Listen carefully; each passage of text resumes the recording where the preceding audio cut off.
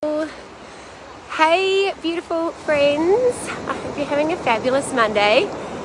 I'm starting back my Motivation Mondays, and today I'm going to talk to you from my beautiful hometown of Gisborne in New Zealand, the most insanely gorgeous night tonight down here, about my top tips coming from the Blue Zones. If you haven't heard about Blue Zones, just give them a Google, but they are the 5 zones of the world with the longest lifespan.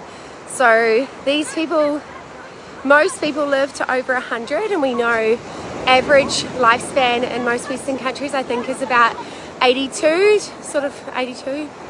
Pretty sure that's what it is in Oz and New Zealand. So these guys have a much longer lifespan than us, and what they've done is they've extensively researched them and what they do within their communities, within their lifestyle, and they've found commonalities. And they're commonalities which we can really easily include in our Western culture and our day-to-day life. So that's really fabulous. So the first thing that really stands out to me whenever I read about the Blue Zones, and there's books on this and stuff, is the people in these environments, they are active as a way of life. So they don't go to the gym and smash themselves for an hour, or walk on a treadmill inside, under UV lights, or maybe like go for one run 20 minutes and then sit on their butt all day like we tend to do in Western culture. They are actually active more throughout the day, and so that's incidental activity. That's kind of what we call it in the fitness world. And often we don't put much emphasis on incidental activity a lot of the time in Western world. We focus on a really big workout maybe once a day, and we say, right, we've got to do this hour once a day or 3 times a week. We're going to go to the gym and smash ourselves, and then everything's going to be okay. Whereas in these Blue Zones, hey Doug, in these Blue Zones, they focus on like movement as a part of life. And so some ways that I believe we can incorporate this into our Western culture and places like New Zealand, Australia, UK, the US, where we tend to have a really large amount of obesity and diabetes type 2, which is just caused usually from lifestyle factors. It's just really simple things like taking the stairs, parking your car 2 blocks away, getting up and down every time you want to make a cup of tea rather than somebody else doing that for you, drinking more water so that you have to get up and down and go to the bathroom more, going for more walks. We know walking is actually a really important part of the human body's processes, and often we don't actually get into nature, and that will be my second point though. So actually just finding ways to make movement more a part of our lifestyle than say like a chore. Or even if you love going to the gym, that's fantastic, don't stop doing that, but let's find ways where we can move more day to day. And I often used to say to my clients, like, what if every time you sent an email, so every time you pressed enter, you stood up and down 3 times? Like, do you know what little things like that would do to you in general? It's quite fascinating. So increase your day-to-day movement for your body. So increasing the amount of actually movement you do in your lifestyle rather than fitness or like a workout as such. So yeah, that's pretty neat.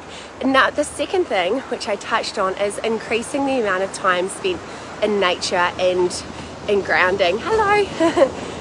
So as soon as we're grounding, we're starting to connect to the earth. We're getting energy that's not serving us out through our feet into the earth, and we're pulling up good energy from the earth, and that's really, really powerful. Grounding / earthing, there's been some really amazing documentaries done on this. If you have like a Gaia prescription, they're on there. They're so good. But it's a really huge part of us being human, is our connection to the earth. And what's happened over time is we've got plastic shoes. They take away that connection. Like, there's so much healing done through the earth. So put your feet in the sand, put your feet in the grass, let your kids run barefoot. We've got this obsession with kids wearing shoes. They're never connected to the earth, so they can't get those beautiful effects of grounding. And the third thing, which I love, which I'll touch on, is they have a majority of a plant-based diet. So if you're just joining me, we're talking about the commonalities between the Blue Zones of the world. So the zones of the world where they have the longest lifespan, and we're looking at how we can implement some of these things into our day-to-day in Western culture. So number 3 is they have a majority of a plant-based diet, and then some of them have some like fish, or it might not be fish as such, but some sea things. Not very much. Oh, and they might have some goat milk, some of them do too, but there's not really much like dairy products. If it is, it's like straight from the cow, but it's usually from goats. And they pretty much don't have red meat. If they do, it's very, very rare, but it's mainly plant-based. It includes a lot of whole foods. It actually includes legumes as well, which a lot of us shy away from, but that's often the way that we're preparing them and the quantities that we're having.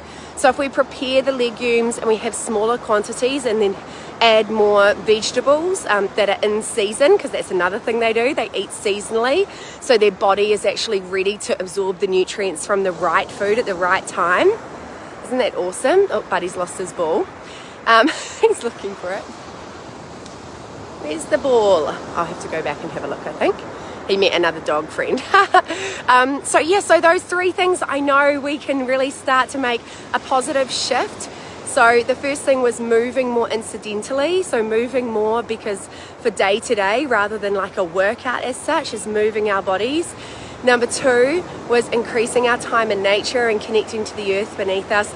And number 3 was helping ourselves have a more plant-based diet. So let me know if that was helpful and what you would love to start working more on for yourself, if you can see any gaps. And also let me know if there's anything that you're doing yourself to improve your health. I'd love to hear. See you later, guys. Happy Monday.